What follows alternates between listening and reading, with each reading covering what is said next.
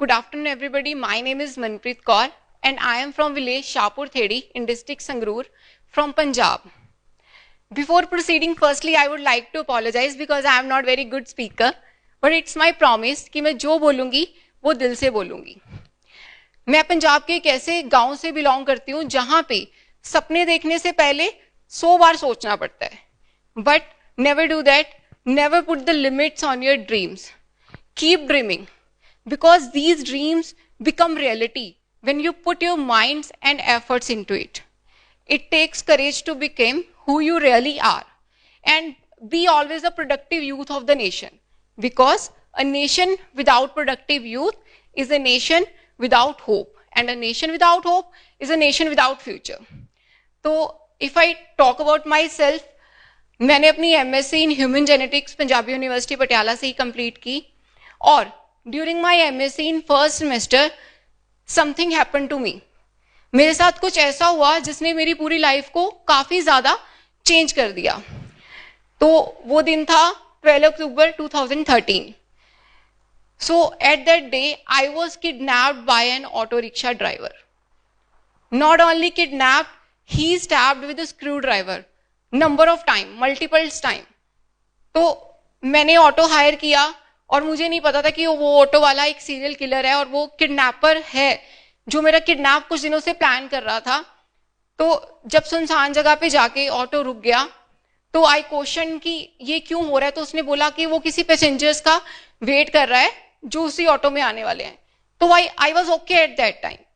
तो अचानक से क्या हुआ, एक screw driver, yes screw driver, एक पेचकस मेरे सिर पे पीछे से आके लगा.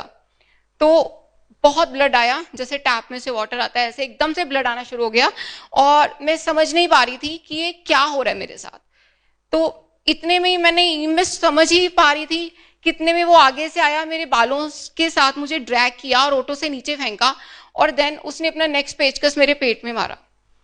तो ऐसे ही करते करते 3-4 ऐसे पेचकस सबसे पहले स्क्रू ड्राइवर मेरे मारे गए जो बहुत ज्यादा मेरी बॉडी में अंदर तक गए.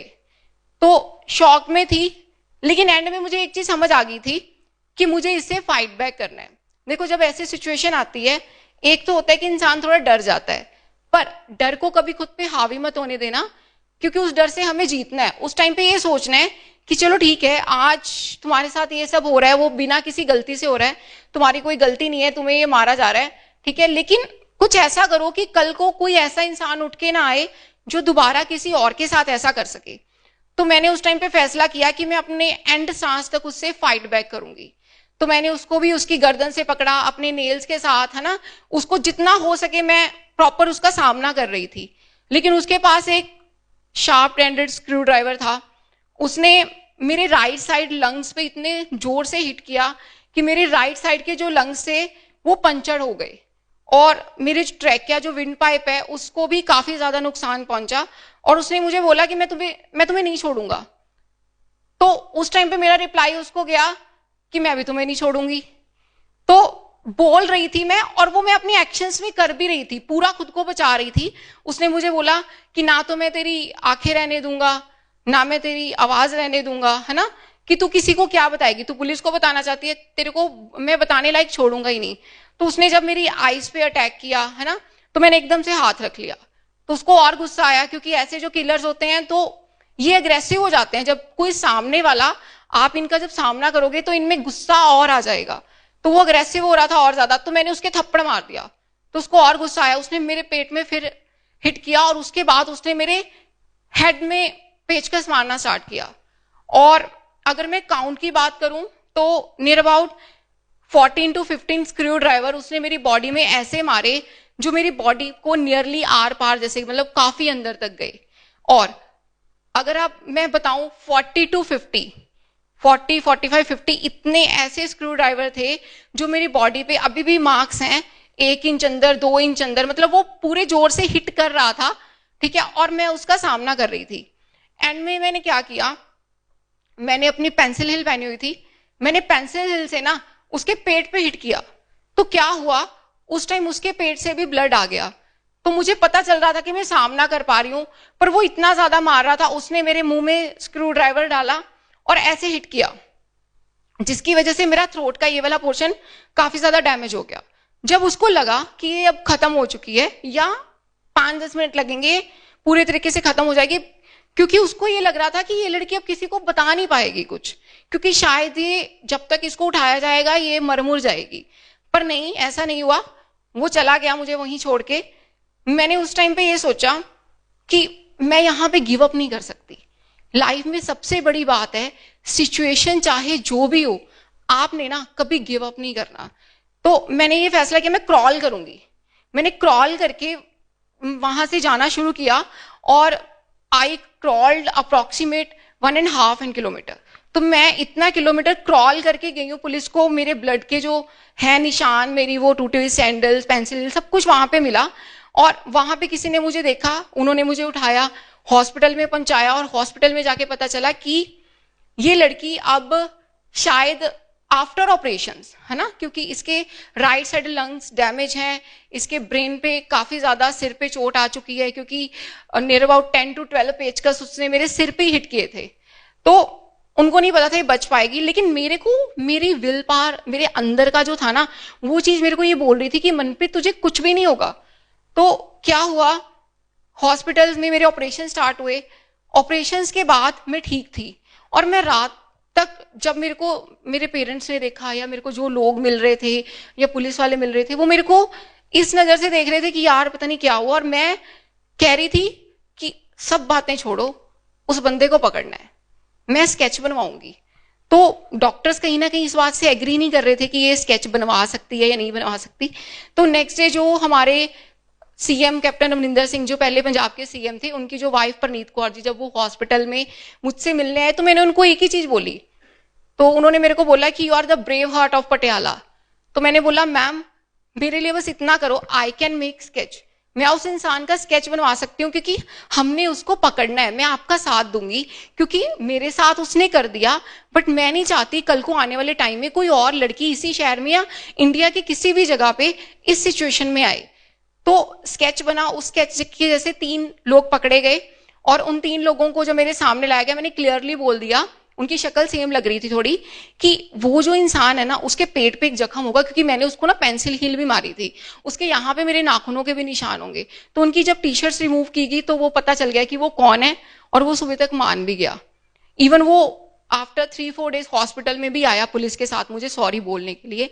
फिर केस स्टार्ट हुआ। केस स्टार्ट होता है, जो वो एक बीइंग अ गर्ल केस लड़ना थोड़ा मुश्किल हो जाता है, क्योंकि आपको बहुत सारी धमकियां आती हैं। आपको, मेरे को 5 लाख ऑफर कर दिया कि केस वापस ले लो, है ना। तो मैंने ऐसा नहीं किया, क्योंकि मेरी जो लड़ाई थी ना, वो उस चीज से थी कि मैंने इस चीज से लड़ना है। कल को मैं नहीं चाहती थी कि मैं इस हालात में कोई और आए। तो मैंने केस पूरा लड़ा और एंड में उसको उम्र कैद हो गई। एंड मेरे को फिर डिस्ट्रिक्ट ब्रेवरी अवार्ड मिला 2015 में, एंड देन मेरे को स्टेट ब्रेवरी अवार्ड मिला, देन डॉटर ऑफ पंजाब मिला, देन 2021 में मेरे को मिनॉरिटी कमीशन ऑफ इंडिया से ब्रेवरी अवार्ड मिला नेशनल, न्यू दिल्ली में। और अभी रिसेंटली मैं MTV रोडीज करमिया कांड सीजन 19 करके आई हूँ।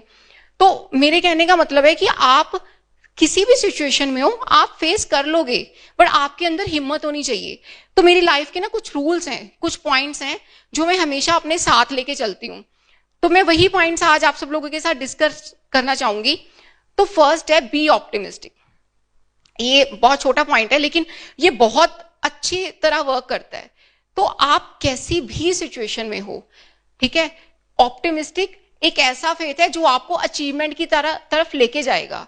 तो हमेशा अपने मन में ये नहीं सोचना मुझसे नहीं होगा, हमेशा सोचना है कि मैं कर लूंगा, चाहे वो कुछ भी हो, बड़ा हो छोटा हो।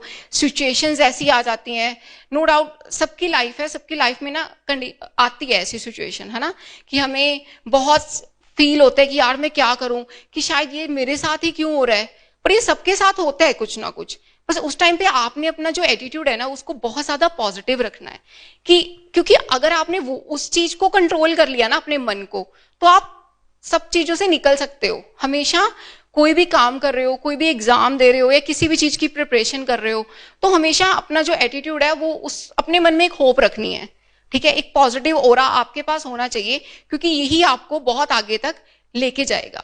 एंड जो मेरा नेक्स्ट पॉइंट है वो है dealing with your failures, how you deal with your failures. ठीक है, मतलब लाइफ में फेल हर कोई होता है, और फेल होना कोई बुरी बात नहीं है। मुझे लगता है कि फेल वही होता है जो कुछ ना कुछ कर रहा है, क्योंकि अगर कोई कुछ ट्राई ही नहीं कर रहा वो तो शायद फेल ही नहीं होगा किसी चीज में। तो फेलियर्स आते हैं, मेरी लाइफ में भी आए, है ना। मतलब लोगों ने ये चीज सोचा, जैसे मैं अभी रियलिटी शो करके आई हूं, तो जब मैं अपने गांव में भी थी तो लोग सोच रहे थे कि यार गांव वाले बंदे कहाँ मुंबई में जाके तुम सोनू सूद के साथ रियलिटी शो करने का सपना देख रही हो, है ना। तो ऐसा नहीं होता, आप एक बार फेल हो जाओगे, आप 2 बार फेल हो जाओगे, 3 बार, लेकिन एक दिन आएगा कि आप उस चीज में कामयाब हो जाओगे। बस दिक्कत क्या आती है, जब आप लोग फेल होते हो तो आप लोग क्या होता है कि मोस्टली बहुत सारे लोग ना स्ट्रेस में आ जाते हैं कि यार अब मैं क्या करूं, है ना, ये तो मैं फेल हो गया। आप उसको 10-15 डेज उसी टेंशन में हम लोग वेस्ट कर देते हैं।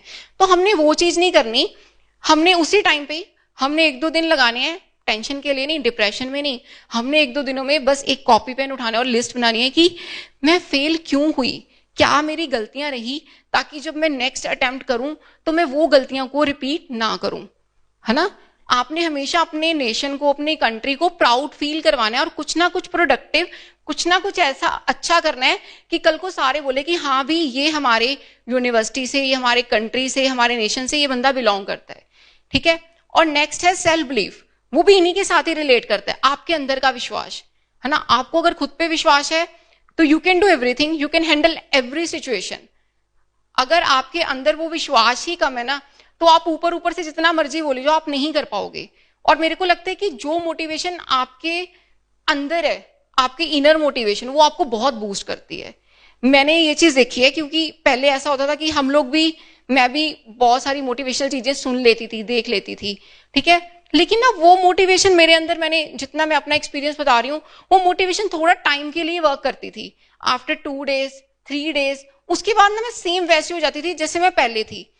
फिर मैंने सोचा कि अपने आप को अंदर से जब तक मैं वो स्ट्रांग नहीं करूंगी ना, तो मैं नहीं कर सकती, है ना। बाहर की मोटिवेशन और एक आपका अंदर का जो सेल्फ बिलीफ है, आपके अंदर की मोटिवेशन, इन चीजों में बहुत ज्यादा फर्क होता है। तो प्रॉब्लम्स आती हैं, ये चीज मैं हमेशा बोलती हूँ, प्रॉब्लम्स का आना is a part of life, और उनसे निकलना इज आर्ट ऑफ लाइफ। तो आपको उनको डील करना है और हमेशा पॉजिटिव ऑरा के साथ रहना है। With all these, thank you so much.